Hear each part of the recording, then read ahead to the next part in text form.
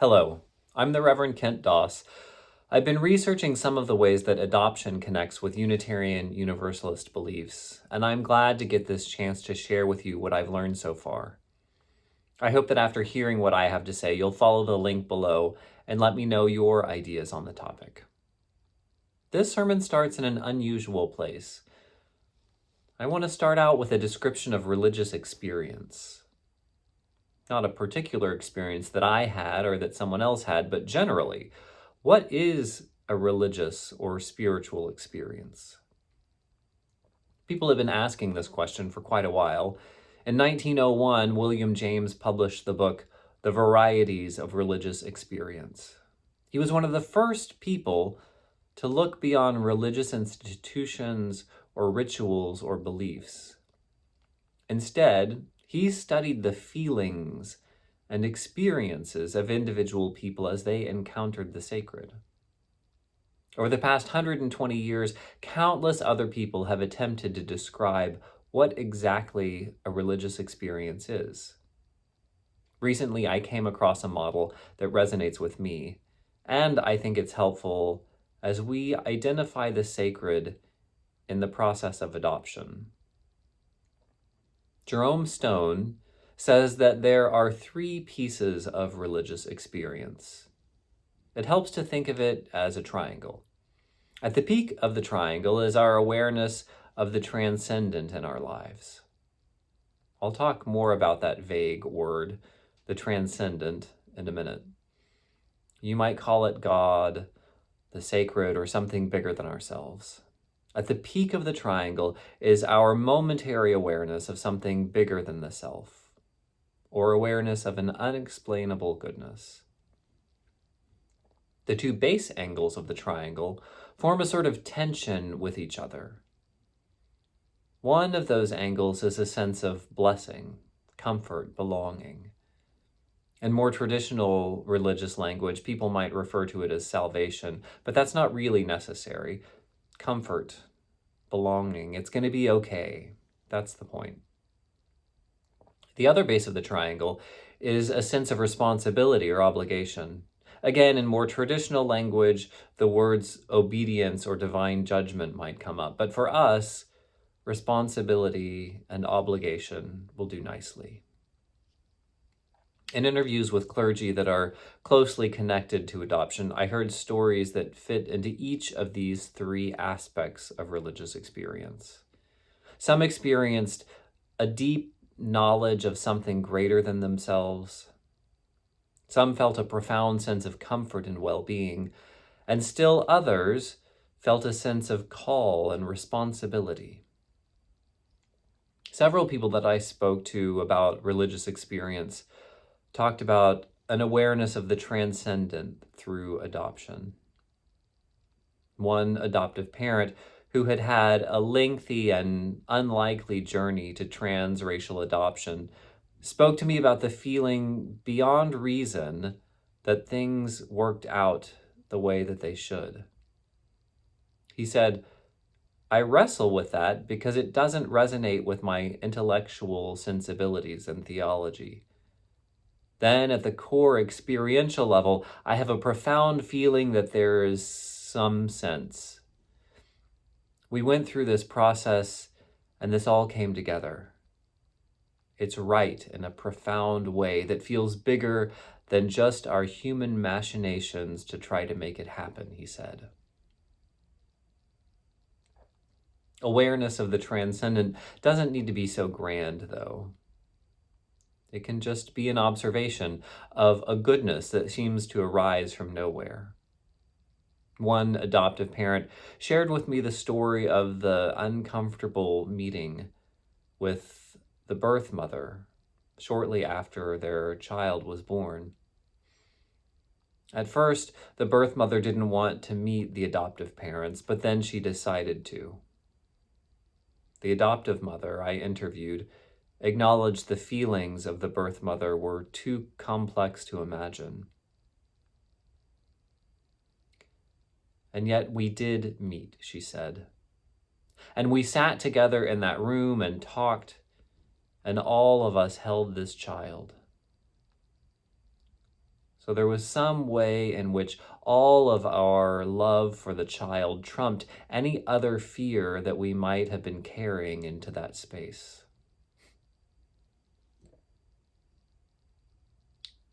Whether we call this God or the Holy or any other name, something special beyond words happened in that room. These two reminded me of the opportunities to encounter the transcendent in the experience of adoption. Remember, there are two other legs of the religious experience, a sense of comfort and a sense of calling to responsibility.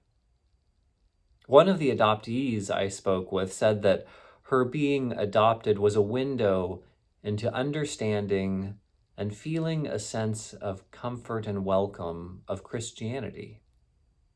She remembers at the age of 4 coming to understand the Christmas story. She said, "Oh, so Jesus was adopted by Joseph. It clicked for me," she said. I think part of the reason I am Christian is because I'm adopted and because I so closely identify with a story where I felt really included. And there's so many Bible stories of inclusion in that way. Her religious experience was anchored in a sense of comfort. There were other stories, especially from adoptive parents, about engaging their faith through a sense of responsibility. One adoptive parent waited 20 months from the time of getting a picture of their son to bringing their child home from a complicated international adoption. They said, "The thing that got me through that was just telling myself, this kid needs us. And I'm not going to give up on that." In our interview, she spoke with deep conviction about the power of hope. The experience of adoption reinforces the theology she says she has always had. She said, "Keep doing the things that make sense and trust in love." That sounds so damn trite, but I don't know any other way to put it. Her simple, hopeful theology is anchored in the religious experience of being called toward responsibility. There are some incredible stories of love and goodness that emerge in adoption. There are also lots of hard stories. Many of you listening probably have your own mixture of beautiful and painful stories. It's important to clarify, adoption is not an inherently good thing. While many good moments emerge in the midst of adoption, it's not an inherently good thing. Adoption relies on the relinquishment of a child, a painful experience for most birth mothers, and a complicated psychological phenomenon for an adopted child. Likewise, the circumstances that lead birth parents and adoptive parents toward adoption are generally not good.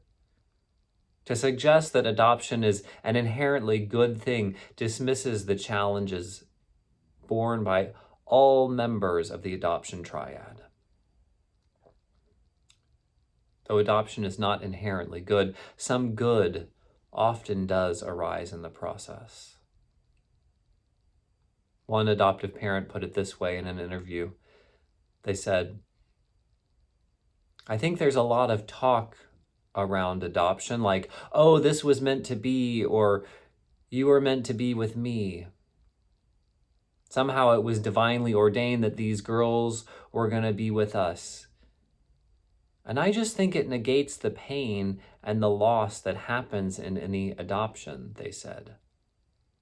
"There's joy and incredible beauty and gifts, and people can't always allow two things to stand side by side."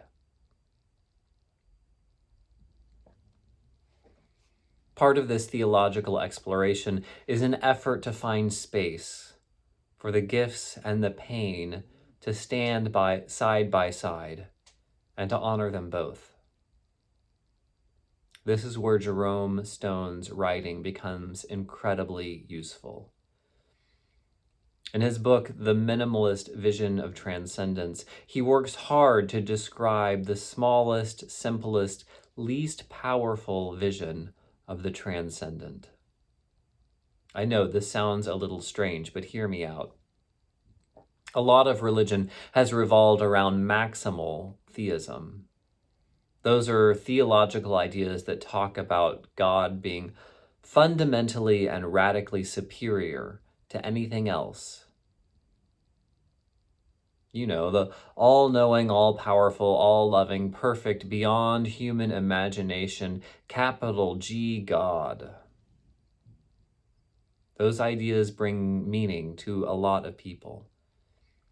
For most Unitarian Universalists, though, those claims are just too extravagant.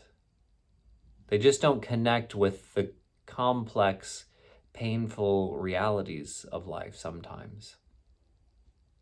So what if we get much, much smaller with our idea of the sacred? What if instead we see the transcendent or the sacred as the resources that come into our lives in unexpected ways? Not magical and supernatural, but unexpected and unlikely. That story I told a minute ago was one of the most amazing depictions I have heard of noticing the transcendent. The adoptive mother shared about the deep discomfort of being in the hospital room with the birth mother of the child she was adopting. But somehow, the profound love that they all felt for this newborn child created a bridge. They talked and took turns holding the child. That story is so powerful to me. It wasn't all powerful, but it was a profound and surprising upwelling of love in the world. A minimalist vision of the transcendent is good. It's not perfect or all-powerful. There's no promise that the transcendent, the unexpected resources of goodness, will win in the end. There are a couple of ways that Jerome Stone talks about the smallness of the transcendent that help clarify. One is the plurality of the transcendent resources. There are many, many distinct moments of transcendence in our lives and the lives of others. Think of all those times that you felt or known something really special was occurring. Some goodness that emerged seemingly from nowhere. Sometimes people sweep all those moments together into one corner to say that all these individual moments add up to one big thing. Jerome Stone says that singularity isn't necessary. Even without one great big God, or one single source of transcendence, the individual moments of goodness are still transcendent on their own, and they are individually worthy of reverence. Another way he keeps his vision of the transcendent minimal comes out of the appreciation of the multiplicity of them. He says, if we can't prove that these individual moments of the transcendent are connected, then we can't know that they are all part of some larger agenda or intelligence or goal. All we know is they are moments of goodness. Those moments of transcendence aren't necessarily related to one another or aiming towards some particular goal. They could be. He doesn't say, and I don't say, that larger scale notions of the sacred or of God are not possible. It could be that these moments of transcendence are connected. It could be that they're moving towards some particular agenda. But for him, there just isn't solid proof. And he wants to write a theology that he has evidence for, a theology he can be confident about, a small but reliable faith. Moments of transcendence exist. Moments of unexpected goodness arise in our lives. And paying attention to them brings profound comfort and meaning. This sermon has been heavy on the theology, so thank you for sticking with me. I wanted to share this with you because I think a simple but solid faith is invaluable in the complicated mix of adoption. Also, the three-part description of religious experience invites all of us to dig deeper into our own experiences. For those who experience the comfort and gratitude in adoption, an opportunity arises to explore a sense of call or obligation that's connected. Or perhaps it's a gateway to noticing the presence of the transcendent. Similarly, for those who identify the presence of the transcendent or of God in the experience of adoption, you might also find a deep comfort, or maybe also a call toward responsibility. And finally, for those who have experienced in adoption a deep sense of obligation to compassion, what has been the accompanying sense of comfort or the awareness of the emergence of something good? I chose to study the connection between adoption and theology because the experience offers an opportunity for each of us to go deeper. It's not something we think about every day, but the challenges and joys of adoption offer an opportunity to dig into what we really believe. More than a lesson in a particular theology, this sermon is mostly an invitation to you to think about and maybe even put some words to describe how you see the transcendent. Many in our Unitarian Universalist communities rest on the identity of agnostic. They don't know whether something called God exists or what it may be like, and they point out that no one else does either. Humility is a good thing. Keeping space for mystery is a good thing. Taking an occasional break from gnawing on the challenges of life is okay. But don't let that be the end of the exploration. True agnosticism isn't throwing your hands up in defeat. True agnosticism is saying, I don't have an answer, but all these options are really fascinating. Beliefs change and grow with time. You have almost certainly heard the not so very tactful statement, there are no atheists in foxholes. There's something to be learned from that wrong-headed assessment of faith. What we learn is that our beliefs change depending on our circumstances. In peaks and valleys of our life journey, different beliefs serve us differently. Over the course of our lives, the project is to compile those beliefs that serve us, both in times of struggle and in times of joy. Where have you seen the transcendent? Where have you been pulled toward a sense of call or sacred responsibility? When have you felt a profound sense of comfort? Those moments of awe, moments of call, moments of comfort offer wisdom beyond measure. Amen. I want to thank you for joining me on this exploration of adoption and Unitarian Universalist faith. It's been such a blessing to meet and talk with some of you, and I hope that you'll take a minute to fill out the survey about your experience. If possible, it would be great to talk with you in an interview.